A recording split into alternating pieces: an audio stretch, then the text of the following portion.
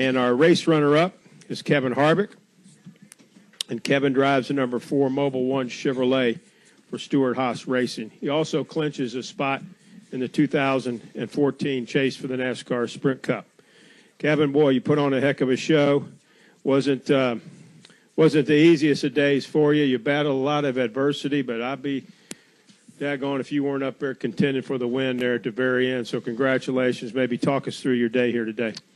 Yeah, it wasn't exactly how you'd lay it out on a piece of paper, for sure.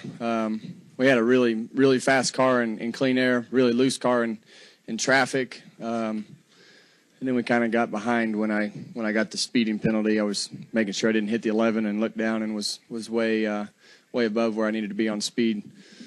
But you know, we were able to somewhat dodge that wreck. There's a huge drain on the back straightaway in the middle of the asphalt that we ran through and bounced us up into the wall as we were trying to go below the wreck on the Long Pond straightaway back there, and wasn't too bad of damage. They were able to beat it out, and in the end top it off before we went green there, and were able to save a bunch of gas with a bunch of cars that were doing the same thing there at the beginning of that run, and in the end saved plenty of gas to be able to race hard at the end. So it was fun.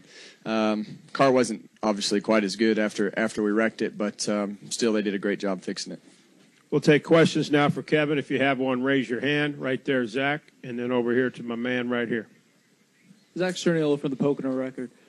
Kevin, were you surprised that the car still had speed after the wreck, or did you know that the damage wasn't too bad that you could come back with it? They said it wasn't that bad on the radio. You know, just had the left rear tire the left rear fender in on the tire. So they beat it all back out, and luckily it was on the left side and not the right. We'll take a question over here from this gentleman, and then we'll hear from Joey. Go ahead, sir. Kevin, can I talk to your boss, or do I have to direct the question to you? Do you want to talk? I don't think so. I think that's a no. Yeah, that's a no. Congratulations, and I'm glad you brought him in, and give these other guys a chance to talk to you. Yeah. But good job. Thank you. All right, now Joey Logano was our third-place finisher, and Joey certainly put on a heck of a show out there today, led a lot of laps, took the lead there, I believe, on lap 1, and led the first 30 laps of this race. Just talk about this race. This race certainly has a lot of twists and turns. I guess they don't call it the tricky triangle for nothing, but it certainly had its share of drama here today. Yeah, it sure did. You know, we were on the right strategy, I feel like, and then that caution came out. And then quite a few cars pitted there, and then they pitted at the same time a few laps later as we did, but they were able to put 2 tires on our fuel only and gain a lot of track position that way. So we lost quite a bit when that changeup happened, and that's when I think, Harvick, you did that too, right? Didn't you? We stayed out with 35 you laps stayed. to go, yeah. You were on the same program I was, then we kind of got jumbled back a little bit, and had to work our way back up through the field, and then that last restart, my plan was to push Kevin down into 1, and hopefully those 2 would be door-to-door and slide up the racetrack in the season part for me. But, you know, Dale just went quite a bit earlier than I thought he would, and I didn't have the forward momentum on the Kevin here, and just was almost sleeping a little bit there. So kind of bummed out a little bit about that. But overall, our Shell Penzo Ford was good. I felt like it was about a third-place car. I felt like the 88 and the 24 were probably the 2 best, and felt like Kevin and I were pretty close to being about the same there. So overall, a decent day. The last few weeks we've finished where we deserve, not having the issues we've had in the previous 4 or 5 weeks before that. So overall, we're gaining momentum. Open it back up for questions. Questions right here on the front with Scott, and then we'll go to Tom. Scott Walsh from the Scranton Times Tribune. Kevin, can you just talk about that last restart with Dale? Yeah, I kind of blew the restart before that and lost 2 or 3 spots, and timed the last one pretty good, and was able to get into turn 1, but I couldn't turn into the corner like I needed to stay beside him. He was able to carry momentum, and then I caught a good draft off of 3 the first lap on the restart, and was able to drive into 1 with him. And he kind of got up the racetrack, and I just needed, if I could get beside him going into 1, I thought I could have a chance. He was a little bit better than I was in turn 3, and just had to kind of maintain there to just stay close. But I was going to need him to slip up in turn 1 and try to get position going into 2. Tom?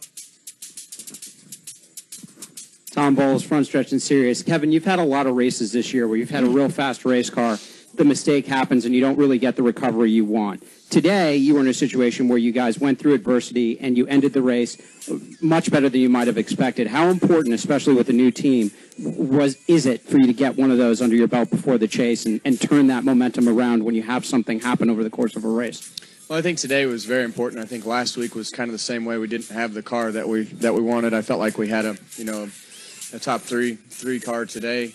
It just we were going to need track position, and things were not really going well, and they were able to fix the car after we wrecked it. And so that's what we've talked about as we came back from the break, was just scrambling, being able to scramble and get a finish of some sorts to get something out of a day. So that's what you're going to have to do the last 10 weeks, and today we were able to accomplish that, and hopefully this is a good sign of things to come. Other questions? Right there behind you. Right there behind you. Joseph Wilkins, Speedway Digest. Kevin, how did your car get affected during that wreck? Did it hurt the aerodynamics at all? The left front splitter was gone. Both fenders were caved in onto the tires, so definitely it was the opposite. I was loose most of the day, and at the end I was a touch tight in all the corners, so it definitely affected it some, but at least it didn't make it looser. That would have been not. It wasn't very much fun before that when it was loose, but it was still running fast. Go back here to Zach, then we'll go Chris and Kyle. Zach Sternio from the Pocono Record. But what was really your vantage point on that wreck going into it? Were you able to see what had happened, or was it just situational? Are you asking me? I saw a whole bunch of cars wrecking, and we had just got our penalty, so we were in the back of it. And I just hung a left, and I just wasn't expecting a 2 foot by 2 foot drain to be a foot down into the ground. As I went down through the asphalt, and as I went through the drain and jumped up out of it, it hung a left in the wall. But I think we had the wreck clear, just timed the drain wrong, I guess. Go ahead, Chris. ChrisMyCatchers.com. Kevin, with you guys being secured in the chase now, what's your guys' mindset for the next handful of races? I don't think that's really changed. I think it's just trying to get yourself ready for the last 10 weeks, to know that you're not going to win every race. You're going to have days like today where you have to scramble. You're going to have practices where your car's off. You're going to have things that are going to go wrong, and on the days when things are right, you need to capitalize on them and win a race. Pocono's not in the chase, but did you guys learn anything today with the car or the team or anything that could help you guys with the chase? I have much faster cars than I have talent at Pocono, so I'm happy that they brought really fast cars to both races. Okay, let's go to Kyle. Hey guys, Kyle Magda for the Times Leader. This is for Joey. How have the Penske cars stacked up competition-wise, let's say, against the Stewart-Haas, Hendrick, and Gibbs cars?